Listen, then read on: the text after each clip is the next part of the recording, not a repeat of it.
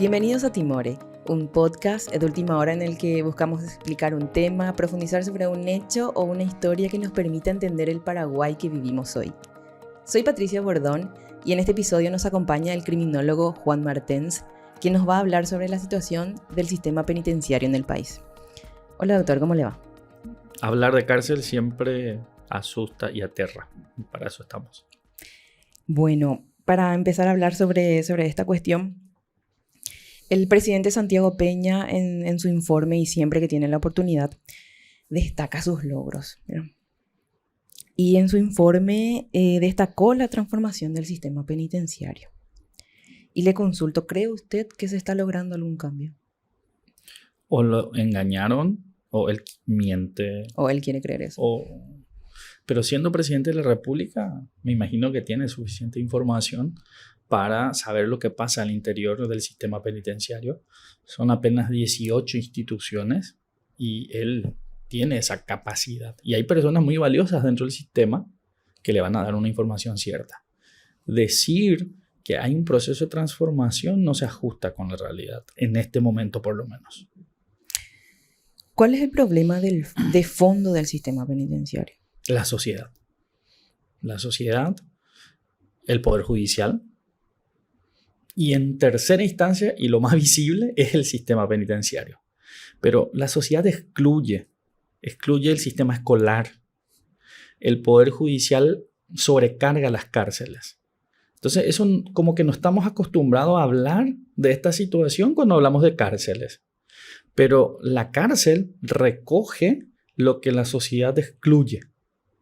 La cárcel recoge lo que el sistema económico no puede incorporar. Entonces, quienes llegan a la cárcel en un 90% son personas que sobran dentro del sistema social. Son personas que no tuvieron oportunidades de insertarse en el mercado económico formal, que no tienen un sistema educativo capaz de darles oportunidades de vida digna. Claro, tenés un porcentaje también de gente que decidió, tenés un porcentaje de gente que lo hizo conscientemente, pero el grueso de la población penitenciaria es una muestra del fracaso social. ¿Cómo definirías las cárceles de Paraguay? Terroríficas. Y esta definición ya es de hace bastante tiempo, ¿verdad? Es terrorífica porque el Estado es incapaz de garantizarte tu vida en esa cárcel. En las cárceles paraguayas tenés que reinventarte. Tenés que aprender lo más rápido que puedas los valores, la cultura de esa sociedad carcelaria para poder sobrevivir, porque de lo contrario no vas a salir vivo. O sea, tenés que desaprender la vida, los códigos, los valores de la sociedad libre para poder subsistir en ese espacio muy pequeñito, pero que tiene unas reglas muy particulares que hacen que vos puedas salir con vida de ese lugar. Recientemente en la cárcel de Emboscada se encontraron celdas VIPs. ¿Alguna cárcel se salva de este tipo de celdas? Ninguna. Y esa es un conocimiento de juezas, jueces. Pero a mí lo que me llama la atención de muchos jueces es que pareciera que viven en un país paralelo.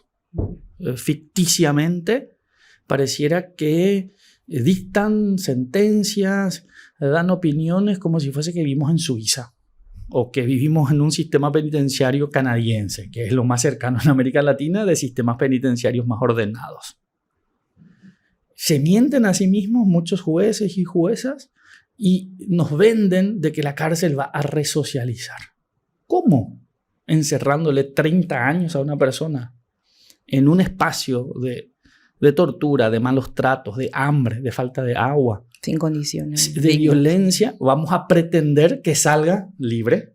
Entonces, ¿qué pasa? La gente que puede pagar, no toda, no. La gente que puede pagar, paga pequeñas comodidades o muchas comodidades. Claro, si puedes pagarte un televisor, te pagas un televisor. Si puedes pagarte una cama, te pagas una cama. Pero ¿qué es lo que la gente paga normalmente? ¿Celulares? ¿Sabías que ninguna cárcel tiene un sistema para que hables con tu familia? Porque el negocio es que se pague por tener celular y se paga 5.000 guaraníes por día. Entonces, Se paga por el celular, se paga para comprar tomate y cebolla, 1.000 guaraníes cada día de tomate y cebolla. Para la elaboración de alimentos. De comida, porque no hay comida. Entonces vos pagás para comer. Entonces, ¿Y si el recluso no tiene para y pasa hambre, vende su cuerpo, se integra a una facción criminal para subsistir? Porque acabamos de terminar una visita con alumnos de criminología a 2 cárceles, ¿no? Y lo que más nos impresionó de esta visita, porque siempre nos terminan impresionando, es que decía, zanahoria con agua o puchero de zanahoria es un menú. ¿Qué es el puchero de zanahoria? Zanahoria hervida. zanahoria pupú? Zanahoria pupú. Entonces, esa es la cárcel paraguaya hoy. Entonces, en esa cárcel, quien tiene posibilidades de pagar, paga. Pero esto que vemos de un lugar así súper lujoso, eso es excepcional. Lo que la gente termina pagando es, como te decía, que no le garroteen, termina pagando por su fideo, termina pagando por su tomate, ajo y cebolla son los que más se venden, ¿no? Porque la gente quiere ponerle algo de color a su comida, ¿no? Carne, espacio para dormir y comunicación con el exterior.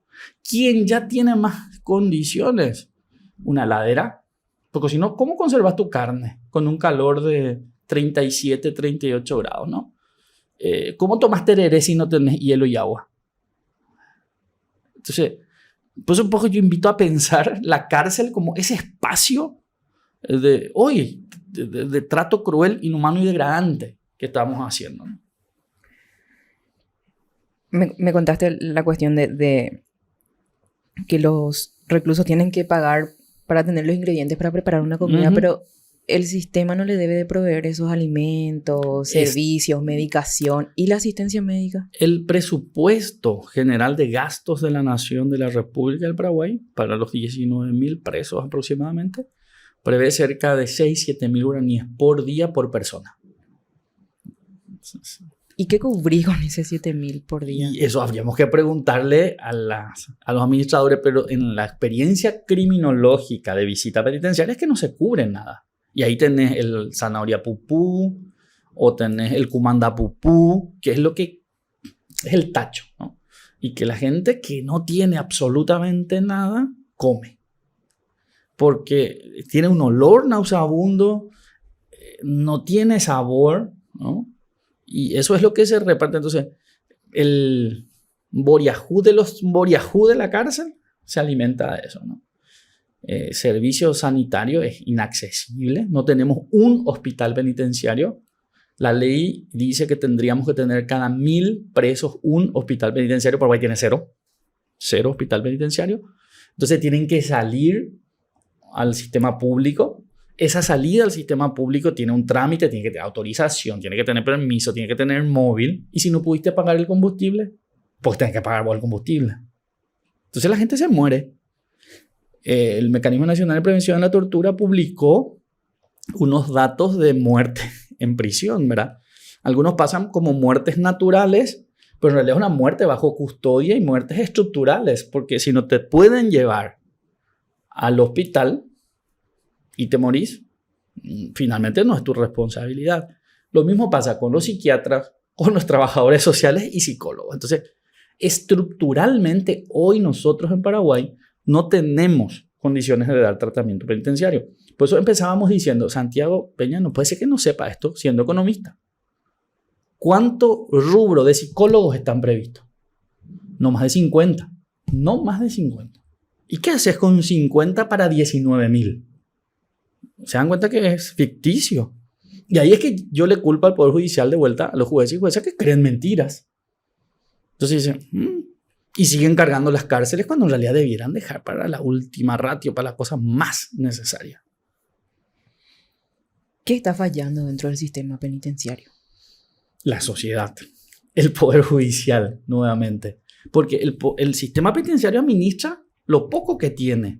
Entonces, al no tener condiciones, al no tener presupuesto para comida, al no tener presupuesto para salud, al no tener presupuesto para tratamiento penitenciario, incluso esa gente que paga para su habitación, parte de ese dinero se usa para mantener a la cárcel. O sea que es todo un negocio que existe. La cárcel hoy yo le llamo una cárcel mercado.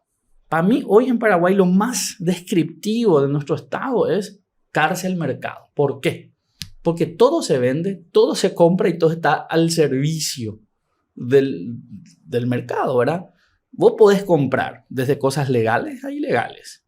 Así como comprar cebolla, necesitas comprar cebolla, puedes comprar crack, puedes comprar cocaína, puedes comprar un espacio con internet satelital Starlink, por ejemplo, para monitorear tus aviones que traen cocaína. O sea, esa es la cárcel hoy. Es una cárcel mercado, pero también es una cárcel escritorio del crimen organizado. Es también una cárcel que somete y subyuga a los que no tienen posibilidad de pagar la vida en la cárcel, porque la vida en la cárcel tiene costo. Entonces, es una falla estructural. No podemos decir nomás que es el sistema penitenciario el que tiene el problema. Es la sociedad, es el poder judicial, es el poder ejecutivo, y lo más visible, lo más tangible de todo ese conjunto de fracasos es el sistema penitenciario. Una persona no va a salir, no se va a poder reinsertar a la sociedad con todo esto que me estás contando que pasa dentro de las cárceles. Por eso hay un concepto ahora, la gente es sobreviviente al sistema penitenciario y sobrevive a pesar del sistema penitenciario. O sea, uno tiene que salir y tratar de una vida fuera de delitos, a pesar de la cárcel, no es con la ayuda de la cárcel. De hecho, mi tesis doctoral yo trabajé eso, y lo que notamos en un estudio con más de 100 personas en 4 penitenciarías es de que quien tiene apoyo social y familiar logra salir y medianamente vivir su vida, ¿no? Bien, entre comillas, ¿verdad? Y de delitos no vinculados a la pobreza ni a la desigualdad, ¿no? O sea, aquel que mató. El que mata generalmente no reincide. Pues mata una vez y nunca más generalmente. Salvo que aquel que se dedique a matar por plata, que es otra categoría, ¿no? Pero, entonces, la gente hoy, si no tiene apoyo social, si no tiene apoyo familiar, prácticamente no existen posibilidades.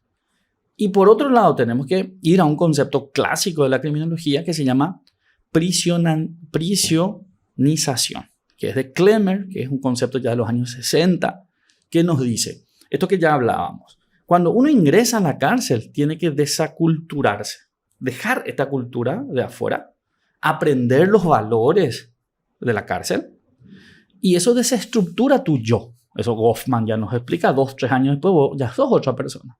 Entonces ya estás prisionizado. Y esa adquisición de valores, actitudes de la vida carcelaria que te acompaña durante 15, 20 o 10 años, cuando vos salís, ¿qué haces? La cárcel te sigue, porque vos seguís con esa cultura carcelaria. No podés siquiera irte al supermercado a hacer compras, porque no tenés esa decisión. No sabes qué vas a elegir. O sea, tenés que pedir permiso para todo. Te infantiliza la cárcel. La cárcel te infantiliza, porque vos en la vida libre, generalmente, si quieres tomar tereré, te preparas tereré. Si quieres ir al sanitario, vas al sanitario. En la cárcel no. Todo está estructurado, todo está pensado, tenés que pedir permiso, tenés que saber dirigir la mirada, tenés que saber relacionarte con ese entorno. Entonces, la cárcel no termina cuando vos salís. La cárcel te acompaña. Por eso es súper llamativo que la prensa suele publicar. A los 3 días ya fue detenido. A los 2 días ya fue detenido. A los 1 mes ya fue detenido. Entonces, ahí lo que falta es la teoría de Klemmer, ¿no? Es que obvio que va a ser detenido porque él sigue siendo un privado de libertad. Porque la cárcel que hizo, le abrió el portón y dijo, vayan, sobrevivan como puedan. No hay un sistema de acompañamiento para aquel que está recuperando y tiene que aprender de vuelta a vivir en sociedad. Olga Blanco, exdirectora de establecimientos penitenciarios, dijo que solo en la cárcel de Tacumbú la corrupción mueve alrededor de 1.500 millones al mes. Y le consulto, ¿se tiene algún estimado de cuánto dinero al mes mueve la corrupción en las cárceles del país? Es imposible estimar eso. Yo creo que el dato de Olga es súper cierto, pero esto varía según quién esté ocupando este espacio y en qué momento. Porque si vos tenés en un pabellón gente que te compra solo celulares, cebolla y tomate, te mueve $20,000. Pero si tenés un pabellón en donde tenés gente que mueve aviones y trae cocaína, $100,000. Entonces, eso va variando. Por eso es que estos traslados muchas veces no tienen ningún sentido. ¿Por qué? Porque lo que hace es reconfigurar el mercado. Estamos en una cárcel mercado donde todo se compra, todo se vende. Entonces, si yo te traslado, queda un espacio. Ese espacio hay que vender. El que va tiene que comprar un nuevo espacio. Tiene que formar sus nuevas relaciones de poder. Y todo eso se hace en base al dinero. Entonces, en un estudio de hace un par de años, nosotros estimamos que un pabellón de Tacumbo, un pabellón, movía 700 millones. Después vino la Fenerato y tal, y tal vez el estimado que hace Olga sea también muy acertado con relación a algunos pabellones, ¿verdad? Pero eso es líquido. O sea, hoy te puede estar moviendo $100,000, mañana te puede estar generando un poco más. Entró uno que se le cobra de entrada $10,000 para un lugar. Esos son los costos. Ya que mencionaste el operativo Veneratio, ¿se puede decir que con el traslado de Armando Rotella de Tacumbú se terminó con el cogobierno de grupos criminales? No, de ninguna manera. El cogobierno forma parte de la estructura del sistema penitenciario. Es que la cárcel no puede cogobernarse, o sea, no puede vivir sin cogobernarse, porque es un buen detenido, un buen preso el que ayuda a mantener el orden. O sea, pero 20, 30 guardiacárceles para 3,000 personas, ¿ustedes creen que eso es suficiente? No. La cárcel se maneja con 2, 3 o 100 detenidos al frente que también reciben sus beneficios y privilegios de la administración penitenciaria. Este cogobierno es inherente a la cárcel y ni siquiera es la cárcel paraguaya. O sea, la cárcel francesa del 72, Foucault describe que ya estaba cogobernada por estos grupos, ¿no? Entonces, porque una de las funciones de la cárcel es producir buenos criminales y buenos detenidos. El buen detenido es aquel que no molesta. El que está, el que aguanta, el que paga, el que compra. ¿Cómo son los buenos criminales? Y los buenos criminales son esos, justamente, que reproducen y aceptan todas las normas. El buen detenido, te fija tu identidad criminal. Y cuando vos salís, carcelero cue. Cuando vos salís, ella respeta. Y encima la policía comete tontamente la búsqueda de criminales solo en esa gente que ya salió. Entonces, esta cárcel, esto lo dice Foucault, ni siquiera lo digo yo, del 72, ¿no? Entonces, dos funciones esenciales de la cárcel: producir unos buenos detenidos que te ayudan a administrar la cárcel, como acá. Los dueños de las llaves de los pabellones son de los presos, porque es un buen detenido. Y luego producen buen criminal, aquel que se junta, que tiene socio, que pasó de hurto a robo, de robo a sicariato, de sicariato a crimen organizado. O sea, te va fijando también esa identidad criminal, esa carrera delictiva, por estas condiciones del cumplimiento penitenciario. ¿Se puede hablar de la soberanía penitenciaria en las cárceles de Paraguay? ¿La soberanía de quién? ¿De Paraguay o de los presos y las presas? Paraguay no tiene soberanía. O sea, Paraguay tiene la llave. Eso, de entrada, y cada tanto alquila también esa llave. Tenemos un juez condenado, hace poco, un juez de ejecución condenado porque alquilaba la llave para que salgan cada tanto de parranda, ¿no? Y eso es histórico. De hecho, nosotros tenemos en Paraguay un concepto muy importante para entender: el preso sambuco. Sí. No sé si se acuerdan de ese concepto, ¿verdad? O sea, es que en la cultura paraguaya ya está enraizado de que pagando vos incluso puedes salir. O sea, en algún momento dado de la historia, esto se hizo más famoso, menos famoso, pero el preso sambuco existe. Entonces, la soberanía como tal de Paraguay al interior del sistema penitenciario no existe en ninguna penitenciaria. Las cárceles siguen utilizando como oficina, se siguen utilizando como oficina del crimen organizado. Totalmente. Y de crimen organizado y de crimen desorganizado también, ¿no? O sea, tenemos escuchas telefónicas de gente ordenando muerte desde la cárcel, ordenando derribo de aviones, alquilando aviones para traslado de mercancía, cocaína, plantando marihuana. O sea, todo eso está grabado. O sea, y puesto en proceso, ¿verdad? Y uno de los procesos más escandaloso, si bien no tuvo así como un ribete espectacular, es la condena hace 15, 20 días del ex director de la cárcel de Ciudad del Este que metía cocaína para el PCC. O sea, ya es una verdad del Estado paraguayo. O sea, porque hay una sentencia condenatoria, no lo dice un criminólogo académico, sino que lo dijo un tribunal de sentencia, ¿no? Y metía 10 kilos, 15 kilos por semana. O sea, ¿y eso cuánto produce? El otro día me decía uno de los colegas que trabajó también en ese tema, solo el director aparentemente ganaba 80 millones semanales. Entonces ahí nos preguntamos, ¿cuánto produce la cárcel? ¿Cuánto?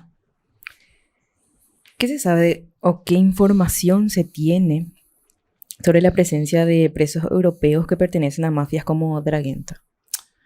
Tenemos, a ver, el crimen organizado aprovecha oportunidades políticas. Nosotros tenemos la gran ventaja y desventaja a la vez de ser un país centro en Latinoamérica, en donde los lugares de producción de cocaína, únicos en el mundo prácticamente, están a 2 horas y media, 1 hora de vuelo. O sea, eso es nuestra ubicación estratégica. Y tenemos un cielo sin control aéreo. Última Hora o el NPI estaba mostrando en este día que un piloto que fue secuestrado para que se le robe su avión hizo las maniobras más absurdas y peligrosas con la intención de que Dina le diga, che, ¿qué estás haciendo? No hizo Dina eso. ¿Qué nos muestra entonces? Es que el cielo paraguayo está abierto para la droga. Entonces, Drangheta, el PCC, Clan del Golfo, otros grupos incluso de Centroamérica. Recuerdo unos grupos de Bielorrusia que vinieron a buscar mercancías. Entonces, cada tanto algunos detenidos y eso sí tenemos. Pero lo que no vemos es de que hay un movimiento comercial entre actores del crimen organizado, empresarios criminales de Paraguay, de Brasil, de Argentina, con estos grupos europeos, centroamericanos, mexicanos, colombianos, porque estamos en un territorio propicio, tenemos 2 hidrovías, tenemos muchísima mercancía legal que sale y tenemos un cielo abierto. O sea, es el sueño del pibe. Gracias, doctor, por su análisis y colaboración. Muchas gracias.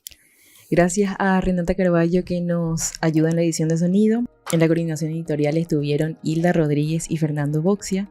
Les recordamos que nos pueden seguir en todas las redes sociales de Última Hora, en nuestro sitio web www.ultimahora.com, así como en Spotify o en su plataforma de podcast de preferencia. Gracias por escucharnos y hasta un próximo episodio.